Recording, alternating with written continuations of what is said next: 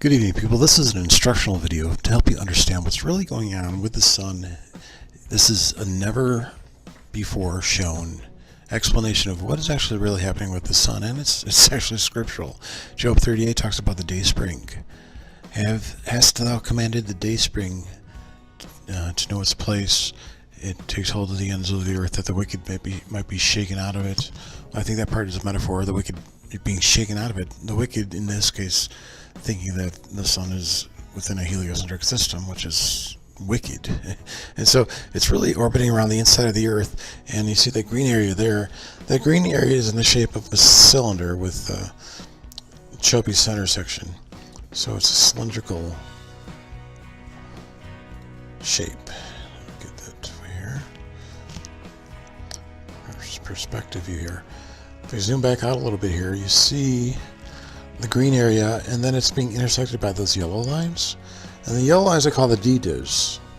I call it the Dayspring Dipolar Illumination Zone. And that's the area in which the sun is illuminated from any particular latitude. And so right now the latitude is south. If you look at the earth there, we see on the left side this yellow area, and way down at the bottom left, that's located at Sydney, Australia, which is negative 33.8 degrees in latitude. And so Job 38 talks about the cylindrical seal. It says it's turned as clay to the seal. We're talking about the Dayspring.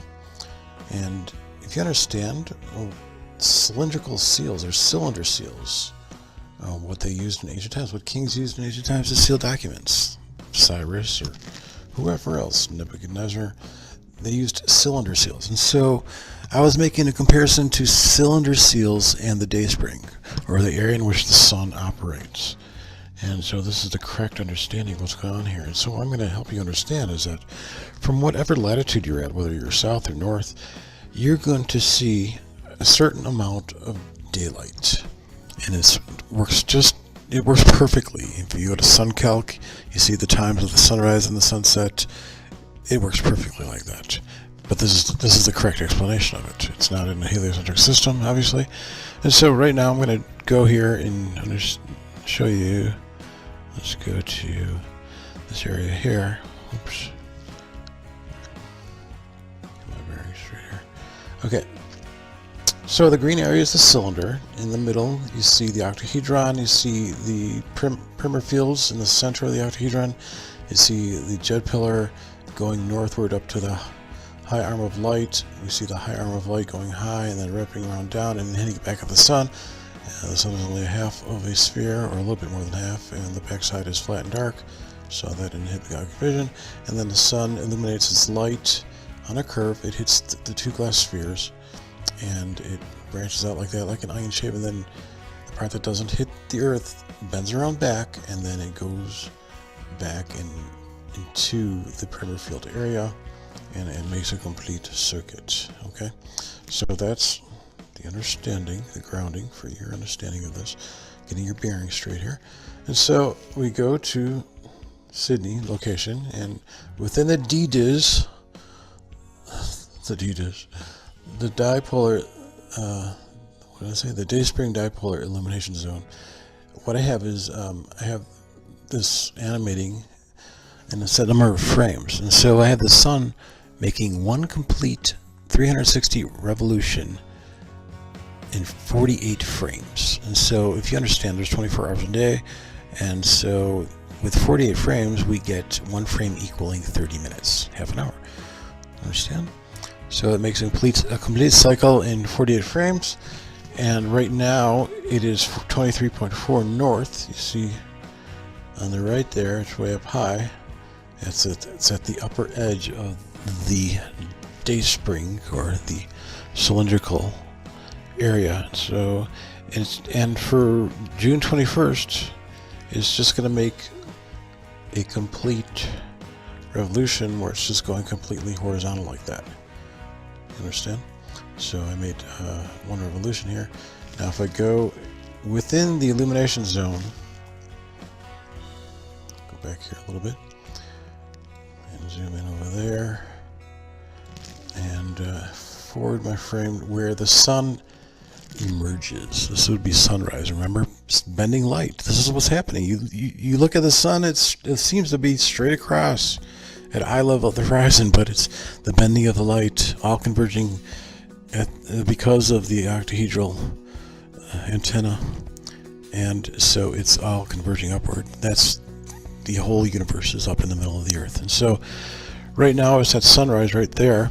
And so if I took some notes here about the actual times of in Sydney, June 21st, we get approximately 10 hours, 9 hours and 53 minutes. And so that's approximately 20 frames. And so I started there with one frame, 2, 3, 4, 5, 6, 7, 8, 9, 10. Let me turn this around here. 11, 12, 13, 14, 15, 16, 17, 18, 19, 20, and it's gone. So that works out beautifully. So now let's go to March 20th, which would be the equinox time. So let's get my bearings here. That's about right there. Yeah, okay. So March 20th in Sydney, we're going to get 12 hours and 8 minutes. So let's see if that works out. So that's going to be about 24, 12 times 2, 24 frames. So 1, 2, 3, 4, 5, 6, 7, 8, 9, 10, 11, 12, 13, 14, 15, 16, 17, 18, 19, 20, 21, 22, 23, 24. Perfect. Excellent. Okay, let's try the winter solstice. Actually, in Sydney would be the summer solstice, but that would be when the sun is at negative 23.4. So let's get that going here. That would be over here. And the time for the sun, and when the sun is south like that, we get 14 hours and 25 minutes, which would be 29 frames. So let's do sunrise. This would be sunrise over here. 1, 2, 3, 4, 5, 6, 7, 8, 9, 10, 11, 12, 13, 14, 15, 16, 17, 18, 19, 20, 1, 2, 3, 4, 5, 6, 7, 28, 29. There it is, 29 frames, perfect, beautifully. You see, this is working beautifully. All right, let's check out. Let's change our latitude line. So let's go here, and we'll go to the equator. We'll go to Quito, Ecuador. Quito.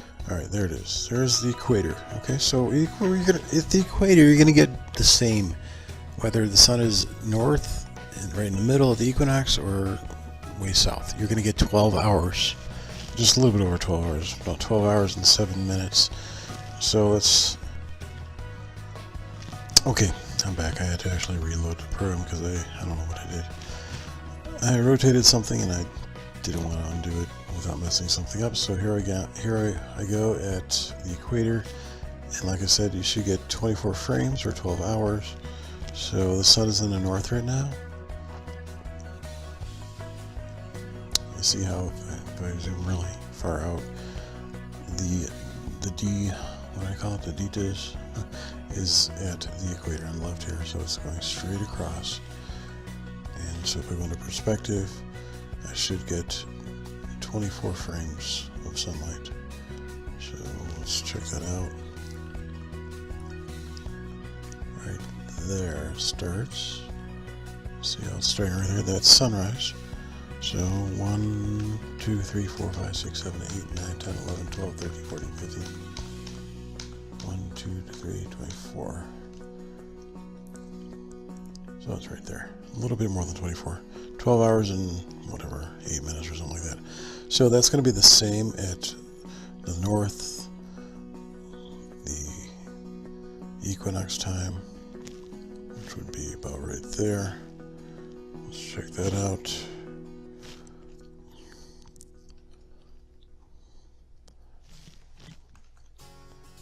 Okay, 1, 2, 3, 4, 5, 6, 7, 8, 9, 10, 11, 12, 13, 14, 15, 16, 17, 18, 19, 19, turn that, 20, 21, 22, 23, 24. It's gone. Beautiful. Works out beautifully. And of course, let's try when the sun is in the south. That would be way over there. Sun's at negative 23.4. Let's bring that over here. Okay, starting there. 1, 2, 3, 4, 5, 6, 7, 8, 9, 10, 11, 12, 13, 14, 15, 18, 19, 20. Turn it. 21, 22, 23, 24. Beautiful. So that's a perspective, and this would be looking at it from the side view like that. You see how the sun is in the south, right over there? It's going perfectly laterally across. And so throughout the course of the year, it makes this cylinder seal. You understand? Okay, so that's the equator. Let's keep moving north. Let's go to Chicago, my hometown. Chicago. And that's going to be at 42 degrees latitude. Or actually 90 minus 42 is 48. It's going to be over there. Alright, 42 during the summer solstice. We're going to get 18 hours and 51 minutes, so approximately 19 hours. So 19 times 2 is going to be 38. So let's see if that works.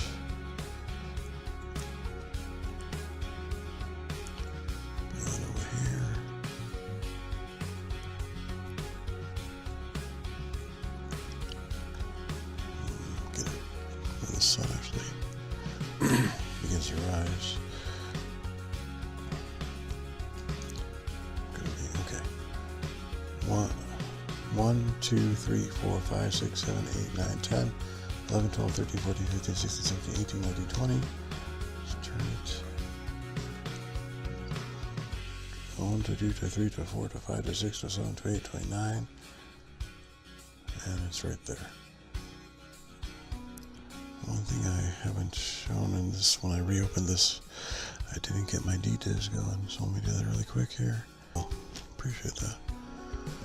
Okay. Let's try that again. Okay. 1, 2, 3, 4, 5, 6, 7. 7 hours. 8, 9, 10, 11, 12 hours. 13, 14, 15 hours. Perfect. Perfect. 15 hours and 13 minutes. So virtually perfect. So let's try the equinox time. Okay. Let's check that out again. And okay, let's go to sunrise. And during this is March 20th now in Chicago, you're going to get 12 hours and 9 minutes of sunrise, sun. So 1, 2, 3, 4, 5, 6, 7, 8, 9, 10, 11, 12. Perfect. Good enough, right? Okay, let's go to the winter solstice in Chicago, December 21st. Okay, so you're going to get 9 hours and 8 minutes of sunshine during the winter time. So let's go to sunrise. Sunrise, start over here. 1, 2, 3, 4, 5, 6. 7, 8, 9. Good enough. Perfect. All right, we did Chicago, we did Sydney, we did Quito, Ecuador, and now we're going to do one more location. Good old Oslo, where my good buddy Andreas, well, he lives near Oslo. He lives north of there. But Norway, Oslo, Norway. So that's at 60 degrees latitude. 60 degrees latitude.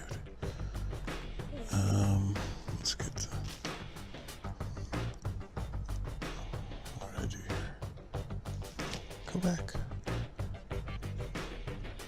Alright.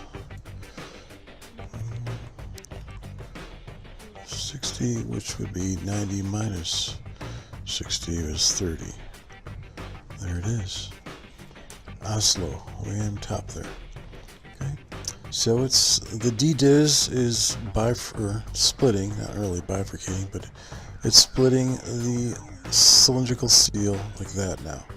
So when the sun is up high like that right now, it's at 23.4. You're gonna get a lot of sunshine and go to Oslo. So let's check this out. All right, let's go inside the D-Diz there. Okay, and I wrote this down here. It says Oslo, we get 18 hours and 51 minutes of sunshine. So almost 19 hours. So 19 times 2 is 38. So about 38 frames. So 19 hours. Let's check that out. See if that works out. Started at sunrise. Oops, too far. That's sunrise. Let's say that's 30. 1, 2, 3. Oh, I lost count. 1, 2, 3, 4, 5, 6, 7 hours. 8, 9, 10, 11, 12, 13, 14, 15, 16, 17, 18, 19. So it's good enough. You understand? That's how it's working. So you get 19 hours, almost 19 hours there in the north. So now let's try when the sun is at the equator. What did I say? 43 something? 43 70? Something like that. So we're going to get March 20th. We're going to get 12 hours and 11 minutes of sunshine. 12, 11. So, okay, we'll start over here. Alright. So it's 24 frames, right? So 1, 2, 3, 4, 5, 6, 7, 8, 9, 10, 11, 12, 13, 14, 15, 16, 17, 18, 19, 20,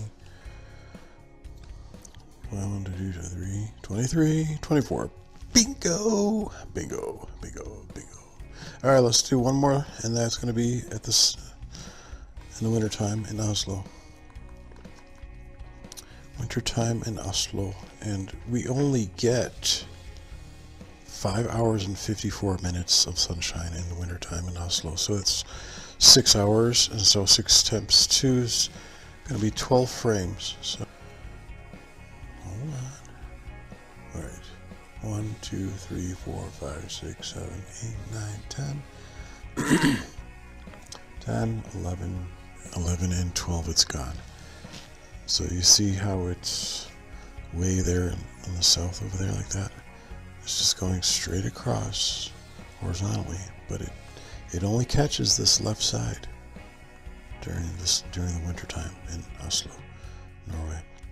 So I really hope you understand now. This is the Dayspring, and this is the truth. This is the way the sun operates. It works in no other model because this is the correct model. You're inside the concavity of my Earth. You understand? Thanks for watching. So there you go, okay? So, that's about it. So that's what it does. See how it like rocks north and south like that? Well, you're just doing one frame, one time per day, but it's actually doing a 360 each day, so it makes the appearance of a cylinder like this. See how it's a cylinder like that? 8, 1, 8, 2, 8, 3, 8, 4, 8, 5. So it's going down. It's going to go all the way down. The equinox. It works beautifully. Dayspring, man. The D-Diz. So it gets all the way down to 12:21, which actually happens to be in 2 days from now. and then it starts its way up. And so it's governed. Remember I talked about how it's governed? The actual north and south direction is governed by the perimeter field. It's governed because of the return of the light going into there, and then it shoots back up north through the jet pillar, and then the northern side, and then spits back out higher light. And so it's rising back up, and there's also current. Now, as the sun is moving like that, it's switching because the Milky Way band is turned at 68 degrees like that. It bifurcates the celestial sphere into two. And so each side, or each hemisphere of the celestial sphere, has a different current. And so it's actually governing the north-south direction of the sun as well. It's not, well, not necessarily governing it. It's the perimeter field is governing the extremities of the sun. But depending upon where the sun is, what hemisphere of the celestial sphere the sun is, that's going to govern its direction, either north or south. Comprende? Beautiful. It's beautiful. Beautiful, Steve. The way you've hit these things from the warped, the warped scientific fools of the world. But that's the truth. Dayspring. So soon it'll be time to shake the wicked out of the earth. If they don't believe this, all their jobs, all their professions are going to be lost. So they're going to be in big shambles, and so it's been a process, you know. But now is the time. Full disclosure, revelation. All right, enough talking. Later. Bye.